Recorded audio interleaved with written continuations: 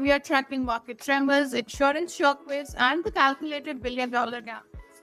From Wall Street's reality check to retailers' holiday bets. Let's dive in. The immunity illusion. Now, Friday's sell-off shattered the belief that 2025's market rally, up 32% since April, had grown immune to the trade tensions. President Harris' threat of massive tariffs on China sent the S&P 500 to its worst day since April's chaos. Tech tumbled 4%, eroding part of its staggering 45% 6-month gain. Chip stocks, regional banks, and FedEx all slumped. Oil dropped below $59. The timing is uncomfortable. Valuations are historically stretched, and investors pay more than ever for each dollar of S&P 500 revenue.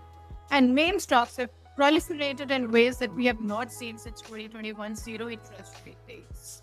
However, there are reasons for optimism. The Wall Street projects 16% earnings growth over the next year, and the rally has broadened beyond technology stocks.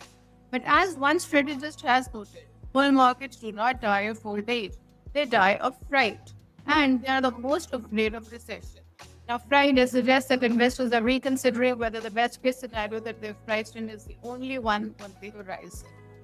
Next, let's move to an insurer's news first. Now, the First Brand's bankruptcy keeps spreading to the insurers. Allianz, Coface, and now AIG are all bracing for claims from trade-related businesses that protected trading partners and investors from losses.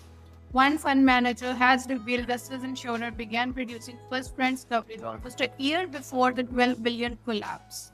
The insurers always know first, she said. Point Bonita Capital, the Jefferies managed fund with $715 billion exposure, had 20% of its $3 billion portfolio hedged through credit insurance as of June.